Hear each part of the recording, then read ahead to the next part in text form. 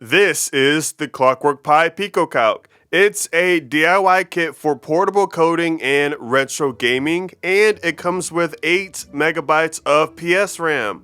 I'm JBlanked, and today we're going to explore how to tap into that extra 8 megabytes using MicroPython.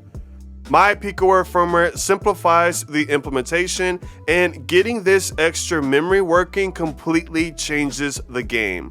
So, why is having more RAM such a big deal? Well, think of your Pico's standard memory like a small notepad. It's great for quick notes and simple programs, but you'll run out of space fast if you try to do anything complex. Getting that 8 megabytes of PSRAM working is like upgrading from that notepad to an entire library. This extra space lets you build way more interesting applications. We're talking about large data buffers for scientific calculations, storing tons of detailed graphics for advanced games, or even handling audio processing.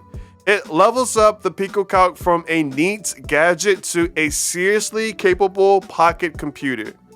Now, if that sounds cool to you, maybe think about subscribing because we're definitely going to be pushing the limits with this newfound power. Now, before we dive into the Python code, let's talk about how this is even possible. The PSRAM class we're about to use isn't written in pure Python. To get the speed needed to talk to a memory chip, you have to go faster, and that means dropping down to the C programming language. The solution was to write a custom MicroPython C module.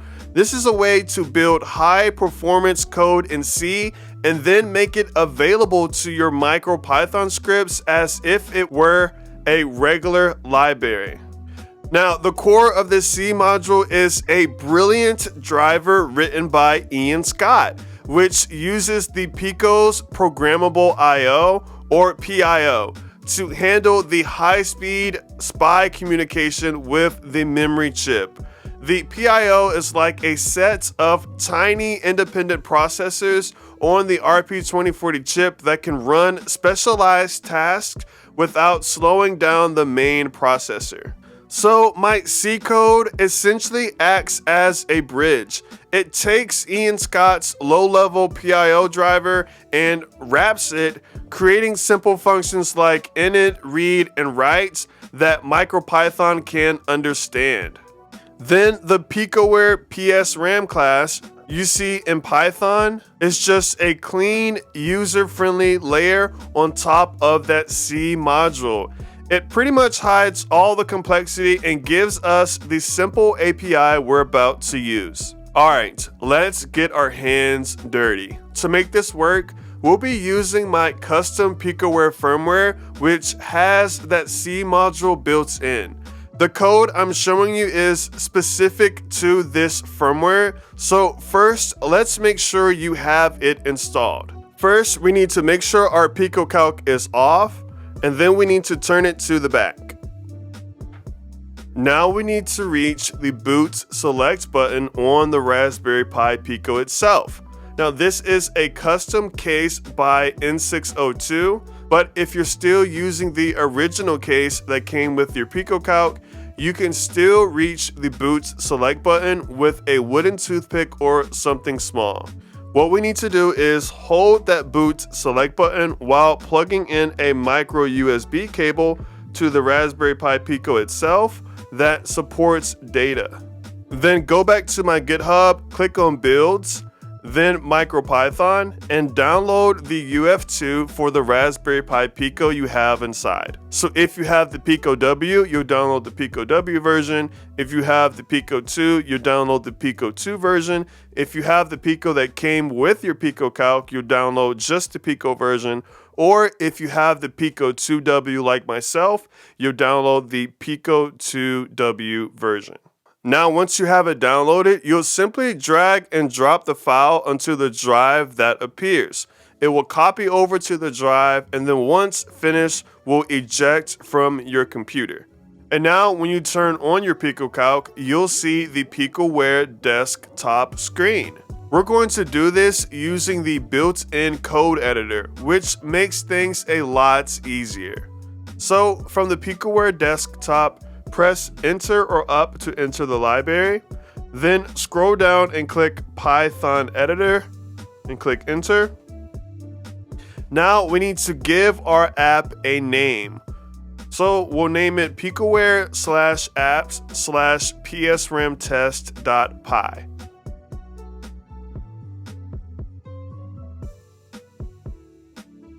Now scroll down and click Save. Then it'll ask you what type of file would you like to edit. You can choose PicoWare app or a Python script. We're going to choose PicoWare app, so click Enter.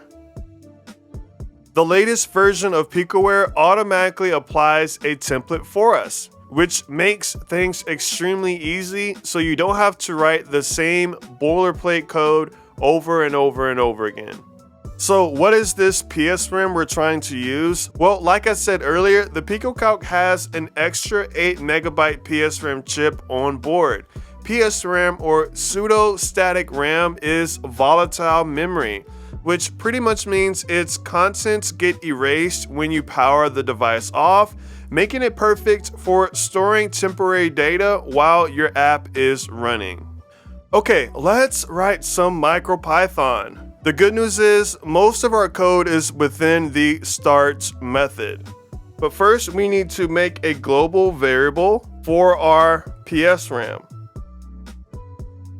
Underscore PSRAM. For now we'll set it to none and then add some space underneath there. Okay, now within start, let's access our global variable and import the PSRAM class from the PicoWare system library.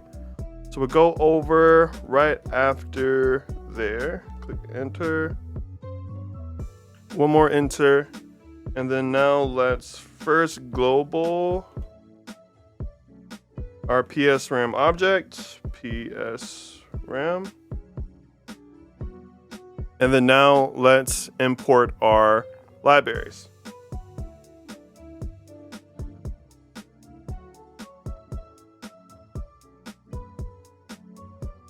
We also need the vector class for drawing later.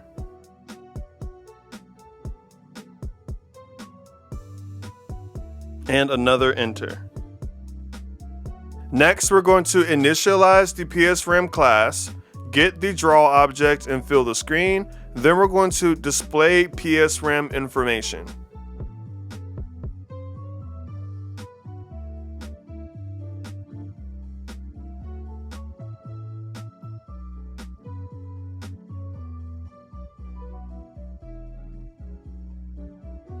Next, we're going to write test data directly to the PSRAM. First, we must set our address. Then we'll use the write method to write our data to that address.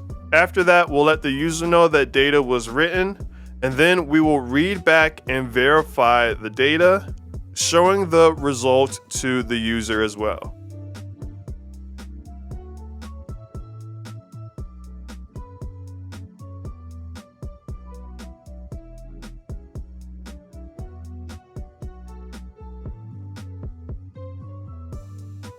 Now we're going to test writing and reading a different data type.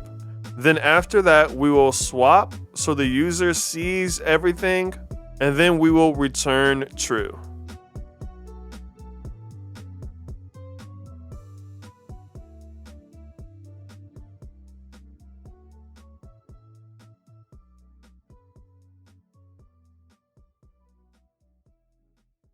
Now the last thing we need to do is clean up our PSRAM resources within the stop method. We will get access to our global variable, import the collect method from the GC library, and then we'll simply delete our global variable and set it as none before calling collect, which frees up unused resources.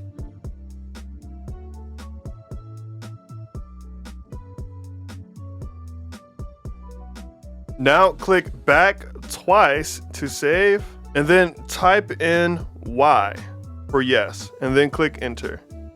Now scroll up and click Applications, and then scroll down to PSRAM Test.